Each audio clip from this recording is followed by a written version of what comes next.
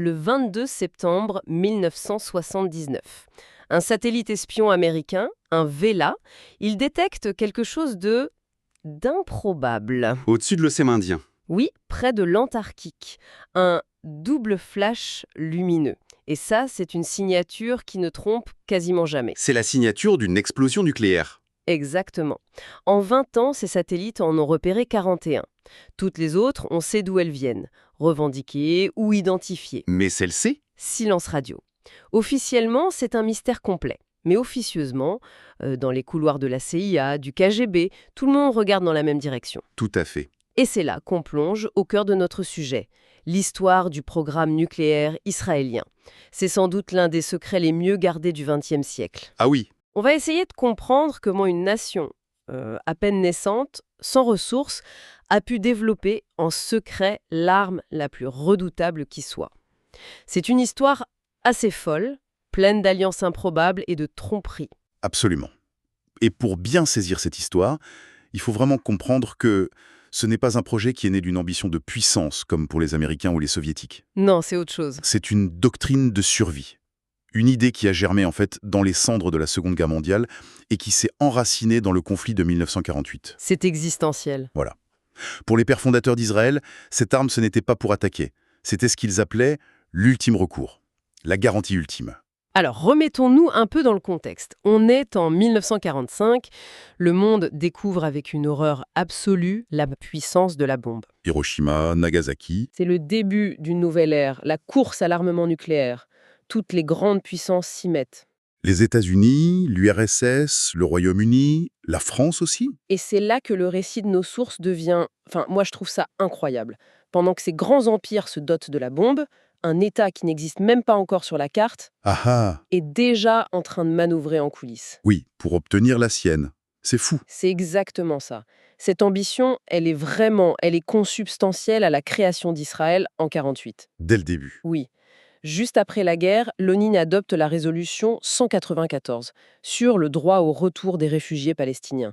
Et pour David Ben Gourion, le premier Premier ministre, c'est tout simplement inacceptable. Il refuse, il la rejette publiquement, il est convaincu que la survie du nouvel État, ça ne dépend pas de la diplomatie, mais d'une dissuasion absolue. Il lui faut ce qu'il appelle une force écrasante. Une force écrasante. Et il pense déjà à la bombe à la fin des années 40 ? Les sources suggèrent que l'idée est là, oui, très très tôt. Pour lui et pour une partie de l'élite sioniste, seule l'arme atomique peut offrir cette garantie ultime de survie. D'accord, l'ambition est là, on comprend la logique. Mais concrètement, dans les années 50, le jeune État d'Israël n'a rien. Non, rien du tout. Pas de technologie, pas de matières premières. Comment on passe de l'idée à la réalité ? Eh bien, par une alliance. Une alliance aussi secrète qu'inattendue. Avec qui ? Avec la France. La France de la 4e République. Mais quels intérêts ? Qu'est-ce que la France, qui est déjà une puissance nucléaire en devenir, avait à gagner à aider un si petit pays ? C'était un véritable échange. Il ne faut pas croire que c'était à sens unique. Israël avait quelque chose de très précieux. Quoi donc ? Une diaspora de scientifiques de très très haut niveau. Des physiciens, des informaticiens. Et surtout, Israël fournissait à la France des renseignements cruciaux sur les mouvements de résistance dans ses colonies d'Afrique du Nord. En Algérie notamment. Principalement. Et en retour, la France apportait son expertise, ses plans et son accès à l'uranium de ses propres colonies africaines. C'était donnant-donnant. Et le fruit de cette collaboration, c'est donc ce fameux complexe qui sort de terre à partir de 1958, en plein désert du Negev, près de Dimona. Voilà. J'imagine que ça n'a pas pu rester secret très longtemps, un chantier pareil. Non. Et d'ailleurs, le pot rose a été découvert bien plus tôt qu'on ne le pense. Et pas du tout là où on s'y attendrait. C'est-à-dire ? Ça ne s'est pas passé au-dessus de Dimona, mais dans le désert algérien. En 1960, la France fait son premier essai nucléaire, Gerboise bleue. D'accord. Et évidemment, les avions espions américains U-2 sont là. Ils surveillent et ils photographient quelque chose qui provoque un choc terrible à Washington. Et qu'est-ce qu'ils voient ? Une équipe de scientifiques israéliens présents sur le site de l'explosion.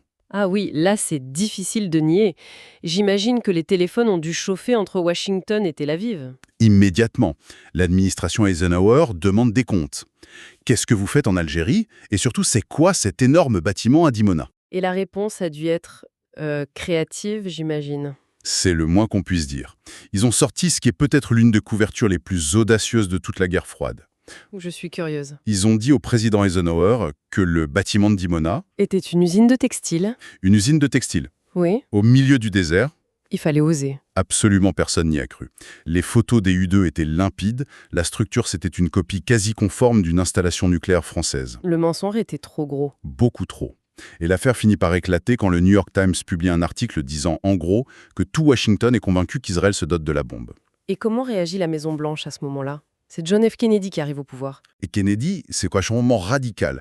Il est farouchement opposé à la prolifération nucléaire. Il tape du poing sur la table et il exige d'envoyer des équipes d'inspection américaines à Dimona. Et Israël est obligé d'accepter. Ils sont coincés, ils acceptent. Mais ils organisent la tromperie. Avant chaque visite, ils construisent de faux murs, ils démontent et ils cachent les équipements les plus compromettants. C'est un vrai jeu du chat et de la souris. Mais ce jeu s'arrête brutalement avec l'assassinat de Kennedy en 63. Est-ce que son successeur, Lyndon B. Johnson, maintient la même ligne? Pas du tout. Et ça, c'est un tournant majeur.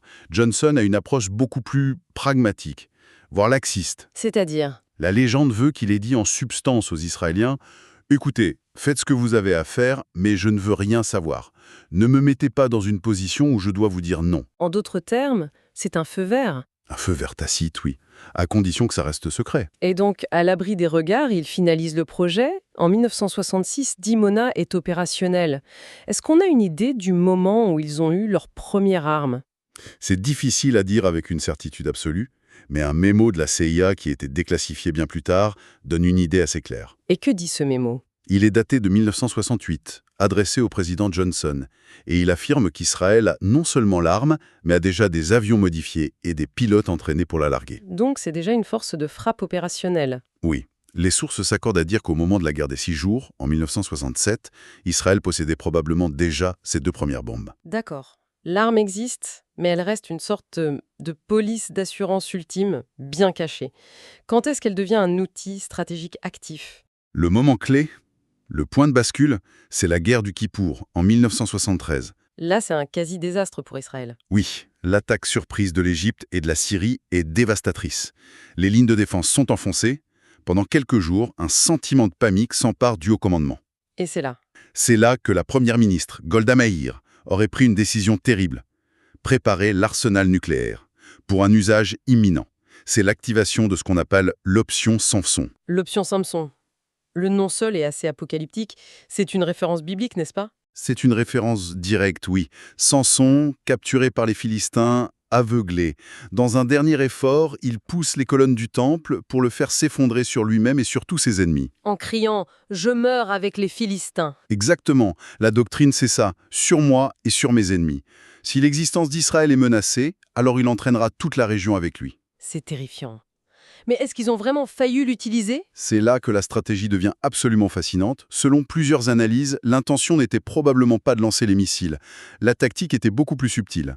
Ah bon? Ils auraient délibérément sorti et armé 13 de leurs missiles nucléaires sur une base aérienne près de Jéricho. Et pourquoi là? Parce que c'est une plaine parfaitement visible par les satellites espions américains et surtout soviétiques. Attendez, donc ils n'ont pas menacé avec des mots. Ils ont montré qu'ils allaient le faire en sachant pertinemment que le grand frère soviétique de leurs ennemis est en train de regarder. C'est une partie de poker aux enjeux inimaginables. Le message était clair. Nous sommes acculés et nous sommes prêts à l'impensable. Et le message a été reçu. 5 sur 5 à Moscou. Le Kremlin aurait immédiatement contacté ses alliés égyptiens et syriens pour les avertir que la situation était hors de contrôle. Et ça a fonctionné. On pense que cet avertissement a joué un rôle dans le ralentissement de leur offensive, ce qui a donné à l'armée israélienne le temps de se réorganiser. Cette stratégie du silence, de l'ambiguïté, ça devient leur politique officielle. Précisément. Quand le traité de non-prolifération nucléaire est proposé en 1968, presque tout le monde signe. 3 pays refusent. L'Inde, le Pakistan, Et Israël. Et depuis, la position officielle n'a pas bougé d'un iota. Ne jamais confirmer, ne jamais nier. Laisser planer le doute. et on en revient à notre flash de 1979. Si ce n'est pas une revendication, c'est bien la preuve d'un test. Et les sources le lient à une autre alliance secrète, peut-être encore plus controversée. Celle avec l'Afrique du Sud de l'apartheid. Attendez, là, il faut qu'on s'arrête une minute. Israël, l'État juif, qui s'allie avec un régime d'apartheid dirigé par d'anciens sympathisants de nazis. Comment est-ce que c'est possible ? c'est l'un des aspects les plus dérangeants de cette histoire. La justification, si on peut l'appeler comme ça, elle est purement géopolitique. C'est-à-dire? Dans les années 70, Israël et l'Afrique du Sud sont deux États parias sur la scène internationale, complètement isolés. Ils se trouvent des intérêts communs. L'Afrique du Sud a l'uranium et l'espace. Et Israël et la technologie, c'est une alliance de la nécessité, mais qui pose d'énormes questions morales, évidemment. Pendant des années, tout ça reste dans l'ombre. C'est un secret de polichinelle pour les services de renseignement, mais rien pour le grand public. C'est ça, pas de preuve. Comment est-ce que le secret a finalement éclaté? Il a éclaté à cause d'un seul homme, Mordechai Vanunu. Un technicien israélien? D'origine marocaine, oui. Il travaille pendant presque 10 ans au cœur du réacteur, dans les niveaux souterrains d'Imona. Et qu'est-ce qu'il pousse à parler? C'est un risque démentiel. C'est un profond cas de conscience. Vanunu est un pacifiste et il est de plus en plus mal à l'aise avec ce qu'il fait. Il y a un élément déclencheur? C'est l'invasion du Liban en 1982. Il vit une dissonance cognitive terrible. Le jour, il fabrique des armes de destruction massive et la nuit, il voit ce qu'il perçoit comme une politique de plus en plus agressive. Il ne peut plus le supporter. Et il décide d'agir. Comment il s'y prend? On ne sort pas des photos d'un site nucléaire comme ça. Il a été incroyablement audacieux. Pendant des mois, il a introduit un appareil photo en pièces détachées. En pièces détachées. Oui. Et il a secrètement pris près de 60 photos à l'intérieur des zones les plus secrètes, là où on fabrique les cœurs des bombes. Puis, il quitte le pays avec ses pellicules. Il a les preuves. À qui est-ce qu'il les donne? Après un long périple, il finit par contacter le journal britannique The Sunday Times en 1986. Au début, les journalistes sont sceptiques, bien sûr. On peut les comprendre. Mais quand ils voient les photos et qu'ils les font analyser par des experts nucléaires, ils comprennent qu'ils tiennent un scoop historique. Et le 5 octobre 1986, il publie. Oui, un dossier explosif, les secrets de l'arsenal nucléaire israélien révélés. Et l'impact, ça a dû être une déflagration mondiale. Une bombe, sans mauvais jeu de mots, c'était énorme. Pour la première fois, ce n'était plus une rumeur, c'était un fait, documenté, prouvé. Et les photos ont permis de faire des estimations précises. Oui, les experts ont pu estimer qu'à l'époque, Israël disposait d'un arsenal allant jusqu'à 200 têtes nucléaires, bien plus que ce que la CIA imaginait. Le programme est passé du statut de possible à celui de certain. Et qu'est-il arrivé à Vanunu? On imagine qu'il n'a pas pu échapper aux conséquences. Non! Son histoire se termine comme un film d'espionnage. Alors qu'il est à Londres, juste avant la publication, le Mossad lui tend un piège. Le fameux piège à la Cindy. Exactement. Une agente se faisant passer pour une touriste américaine le séduit, le convainc de la suivre à Rome. Et là, il est enlevé. Drogué, kidnappé et ramené secrètement en Israël par bateau. C'est une fin brutale. Jugé à huis clos pour trahison, il est condamné à 18 ans de prison, dont plus de 11 ans en isolement cellulaire total.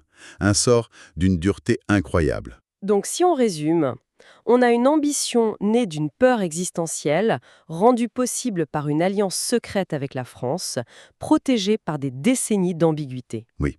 Et finalement révélée au monde par le cas de conscience d'un seul homme. C'est une histoire extraordinaire. C'est une synthèse parfaite. Et l'héritage de cette histoire, on le voit encore aujourd'hui, il a donné naissance à ce qu'on appelle la doctrine Begin. C'est-à-dire? C'est simple. Israël ne tolérera jamais qu'une puissance hostile dans la région se dote de l'arme nucléaire.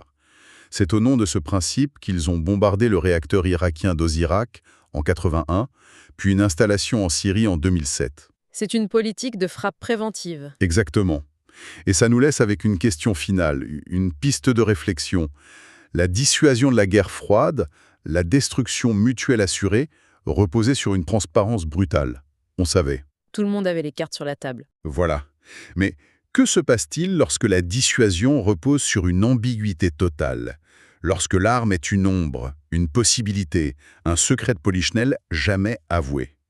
Quel type de stabilité ou au contraire d'instabilité ce modèle de dissuasion par le secret crée-t-il dans une région aussi explosive?